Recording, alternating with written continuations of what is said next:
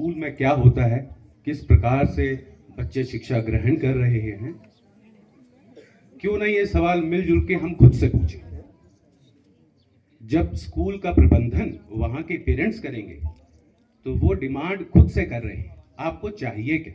किस प्रकार का स्कूल चाहते हैं, किस प्रकार की शिक्षा चाहते हैं, अपने बच्चों को कैसे देखना चाहते हैं, क्या वो सही शिक्षा ग्रहण कर रहे हैं, क्या उनकी सहूलियतें उस प्रकार से हैं, माकूल हैं जो कि आप उम्मीद करते हैं। और देखिए परिणाम अगर आप इसके देखेंगे तो वही स्कूल प्रबंधन समितियां सिविल वर्क्स भी करवा रही हैं, शिक्षा के ऊपर संवाद भी हो रहा है। और आप यकीन मानिए हमारे कार्यालय में तो वो अक्सर आते ही रहते हैं कि जी हमारे यहाँ टीचर नहीं है। डिमांड है टीचर्स की, डिमांड है कि ये चीज़ नहीं पढ़ाई जा रही है, यहाँ पे साइंस के टीचर नहीं है, यहाँ पे कॉमर्स के टीचर नहीं है, लेकिन वो हमसे आके डिमांड करते हैं। अदरवाइज वो बात रह जानी थी कि एक स्कूल के प्रिंसिपल ने हम तक आना था। हमने डिसेंट्रलाइज कर दिया, सरकार ने उसे डिसेंट्रलाइज कर दिया कि आप अपना योगदान दें। जिस वक्त इसकी शुरुआत हुई थी उस समय ये समझा जा रहा था कि इसके क्या ही परिणाम हो लेंगे, पर यकीन मानिए बहुत ही दूरदर्शी सोच थी। और जैसे अभी मैं कुछ से इंटरेक्ट कर रहा था, उनसे जान के बड़ा अच्छा लगा कि उन्होंने अपने स्कूल में क्या क्या किया, अपने हिस्से की कमाई से कंट्रीब्यूट करना अपने स्कूल के लिए, इससे ज्यादा कमिटमेंट अपने इंस्टीट्यूशन के लिए क्या हो सकती है ना। हम अपनी तनख्वाहें बड़े संभाल के रखते हैं, अपना पैसा बड़ा संभाल के रखते हैं, पर उसको स्कूल के प्रति दे देना, किसी बच्चे की मदद के लिए दे देना, तो इससे वो community feeling, that commitment towards the institution, वो भाव निकला है। इस लोगों से बात करना बड़े मेरे मन के करीब है। तो दोस्तों आपसे ये बात तो ज़रूर कहना चाहूँगा कि जहाँ आप आज हैं, जिन सहूलियतों से आप नवाजे गए हैं, जो आपको मिल रही हैं, ये कुछ वक्त पहले नहीं थी। तो हर पीढ़ी ने अपने स्तर पे कुछ ना कुछ काम किया है, हर सरकार ने समय समय पे कुछ इसमें शुद्धियाँ की है, बेहतरी की है, तब जाके हमें ये सुविधाएं मिल रही हैं। एक कहावत है अंग्रेजी में कि adversity reveals genius and prosperity conceals it. तो जहाँ विषम परिस्थितियाँ होती हैं वहाँ पे आप देखते हैं कि लोग ज़्यादा मेहनत करते हैं, क्योंकि वो जानते हैं वो खुद पे हैं, खुद के भरोसे हैं और उन्हें ही ये करना पड़ेगा। एक जब आप फैज़ अहमद फैज़ साहब का नाम सुना है लोग? फैज़ अहमद फैज़ साहब ने एक गज़ल लिखी थी जब वो जेल में थे कि गुलों में रंग भरे, वो गज़ल जो थी तो उसमें एक मिसरा है उनका कि जो हम पे गुजरी सो गुजरी, जो हम पे गुजरी सो गुजरी, मगर ए जाने हिजरा, ये मेरे अश्क तुम्हारी आकीबत सवार के चले। मतलब ये था कि साला जो हमने बर्दाश्त कर लिया, जो हमने विषम परिस्थितियां देख ली, जो आपके लिए हमने कुर्बानियां कर ली,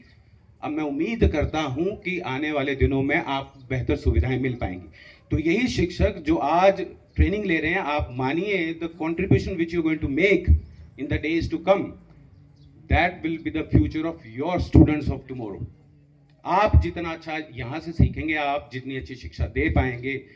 वही कल आपके स्टूडेंट्स का भविष्य होगा। और मैं इन सभी टीचर्स को मुखातिब हूँ कि आपका स्टूडेंट जब आपके पास आता है कुछ अचीव करके, तो गर्व तो होता है।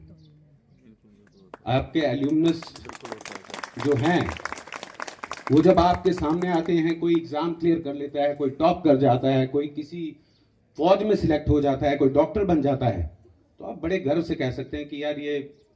मेरा स्टूडेंट था। तो ऐसे भाव अगर आप कभी महसूस करना चाहते हैं, कभी ये चाहते हैं कि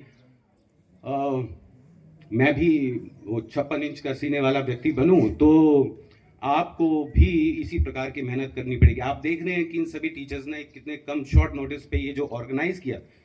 द वे दीज स्टूडेंट्स, क्या नाम, नरेंद्र और आशीष ने जिस प्रकार से परफॉर्मेंस दी, मुझे तो लगता है कि मिंजर की टिकट उनकी कंफर्म हो गई है।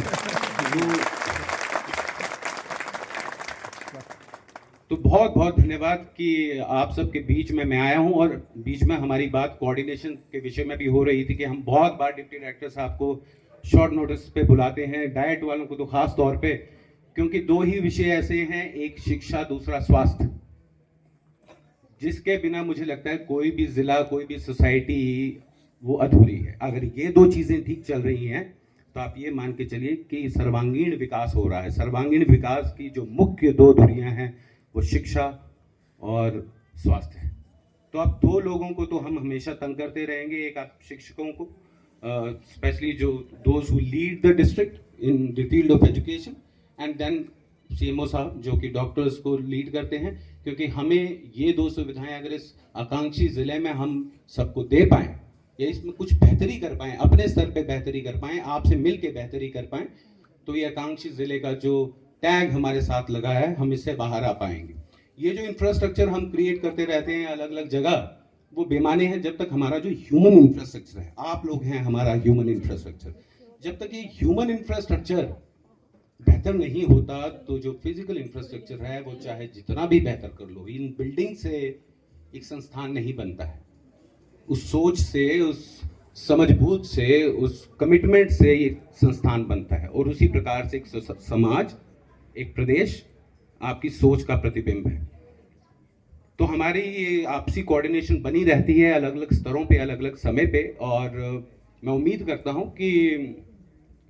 आने वाले वक्त में आप सबकी कंट्रीब्यूशन से, और again these civil society organisation जिसको हम एसएमसी कहते हैं या एनजीओज कहते हैं, एसएचजीज कहते हैं, इन सब के सहयोग से